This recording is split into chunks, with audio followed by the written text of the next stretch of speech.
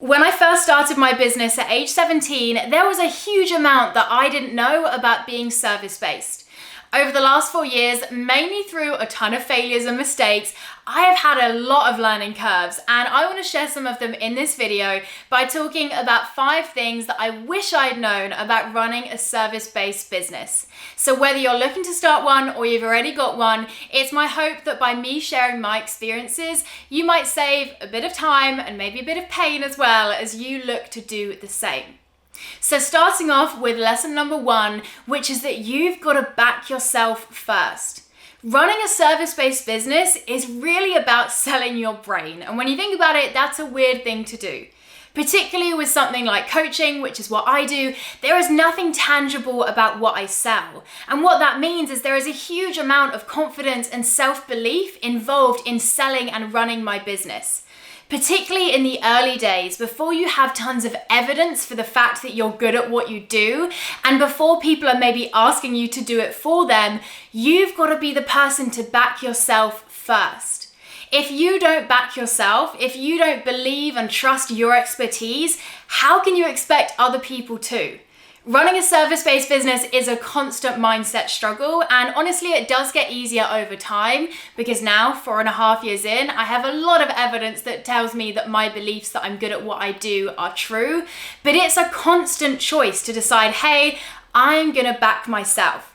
If you wait to start your service-based business or you wait to start showing up until other people give you permission to or other people give you evidence that you're good at what you do, you might be waiting a long while. Because really, in my experience, believing in yourself starts with you and then it follows with other people saying the same thing. So lesson number 1, you've got to back yourself first.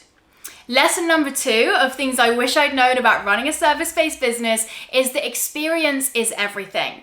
When you're service-based, word of mouth is gold. That is really what's going to grow your business because people trust hearing other people's experiences. And one of the biggest ways that you get people to talk about their experience of working with you is by, you guessed it, giving them a damn good experience. Client experience is about everything from the moment someone first inquires to the moment that you stop working together. And over the last 4.5 years, I have really begun to understand what it means to give a good experience throughout that whole process. When it comes to them first inquiring, for me, that looks like giving them a calendar link so we're not emailing back and forth, but it's an easy process.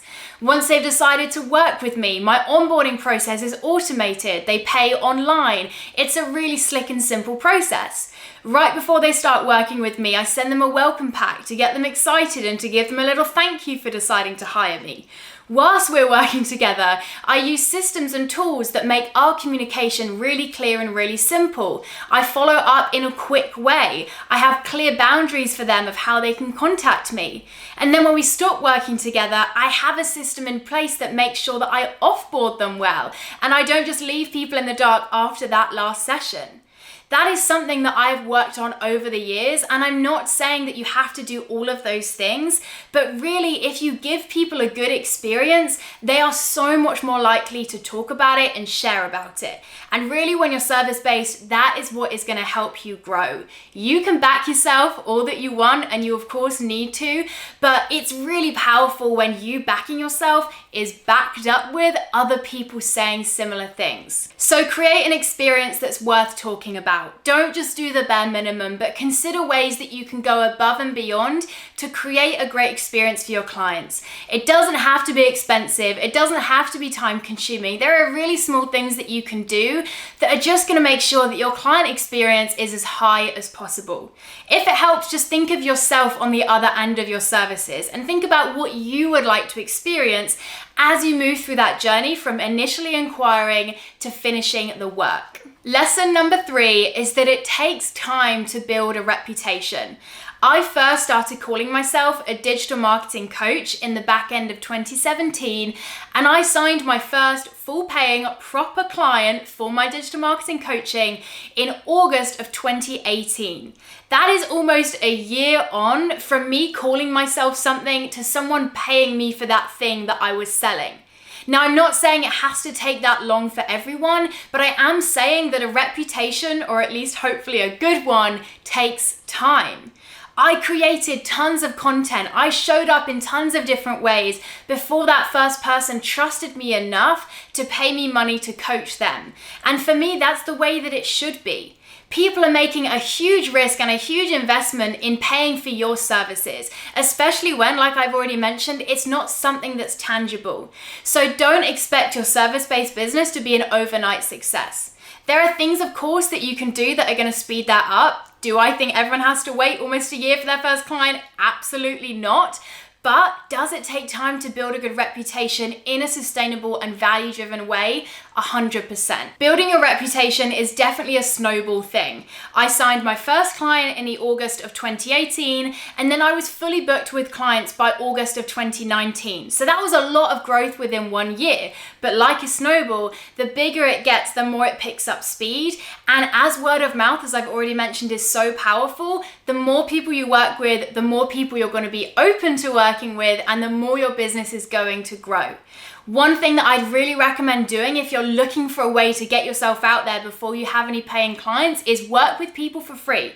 I'm a big believer that working for free can be impactful as long as you do it in the right way.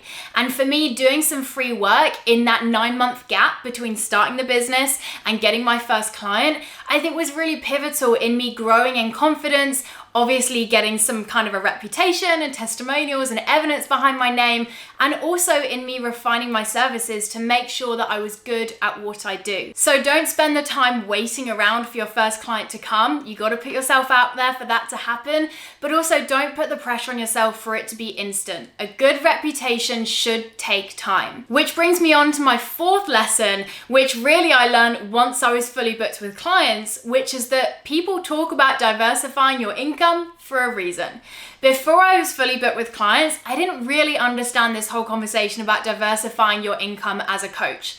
I heard tons of people talking about it. I saw tons of coaches releasing courses and programs, and I didn't really get it. Like I said, I didn't get it until I was fully booked with clients and I realized what they meant. Because when you're trading time for money, which is pretty frequent in a service-based business, you have got a bottleneck there, and that bottleneck is your time. The second that I was fully booked with coaching clients, I realized that there was a glass ceiling within my business where I couldn't make any more money, I couldn't work with any more people, I couldn't have a wider impact because I didn't have any more time. And that is why people talk about diversifying your income, because once you reach that point, there really isn't that much further you can go without bringing more income streams in. For me, this isn't really just about money. If it was a money thing, I would coach all the time because that's pretty profitable. For me, this is about staying challenged, staying excited, and staying growing in terms of my impact and in terms of the people that I'm working with. I would say you do not have to start your service-based business with tons of income streams. I started with one-on-one coaching, and then once that got fully booked, then I brought more other programs and income streams in. I personally like that approach because it's more evolutionary and you're allowed to bring out programs then based off of what your coaching has done well at and based off of what people want from you. But if you're in that position that I was in of being a little bit skeptical of all this diversifying your income chat, do know it is an important thing. It maybe doesn't have to be important in the early days, but you will likely reach a point where you want to consider it because there'll be this bottleneck in terms of your time. And I think if you're a business owner, that is something that you will want to figure your way out of. Does that make sense? Basically, no one likes to be bored and have nothing else they can do to grow their business. So that's where diversifying your income comes in. And finally, the fifth thing that I wish I'd known about starting and running a service-based business is that boundaries help everyone out. I used to think that having boundaries around my time and around how I worked with clients would make me a worse coach. But over the last year, as I've been putting more boundaries in place, I have realized that it's the exact opposite. I now have really strict boundaries around how I work with people. I only do coaching calls on 2 specific days of the week. Within those days, I only coach between the hours of 10 a.m. and 4 p.m. I don't reply to client messages outside of my working hours or over the weekends. And those are things that I communicate before someone even decides to work with me. Because I've realized that the more boundaries there are in place and the clearer those boundaries are, the better I am as a coach and the better the experience is on my client's end. I'm a better coach when I'm only answering messages when I'm in work mode, because I get to rest knowing that I don't need to be replying to messages and therefore be a better version of myself when I am replying to my clients. And then on their side, when they are clear on what to expect from me, there's no uncertainty on their end, and they constantly feel confident and assured that I'm going to give them the experience that I've promised, because there's very clear boundaries around that.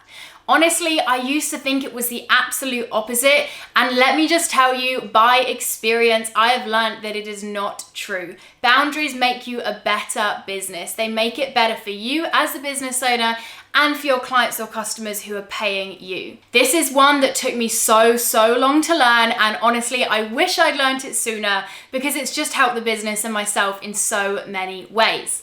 But that is it. Those are 5 things that I wish I'd known before starting a service-based business. If you have found this helpful, or if you have got your own tips or lessons to share, I would love if you left a comment down below. Next week, I'm going to be sharing a video on my story about how I started a business at age 17 and how it's evolved over the years to the business that I have now. So do make sure you're subscribed so that you don't miss out on that. But I'll catch you in another video, and I never know how to end these videos, so I'm just going to say bye and leave it at that.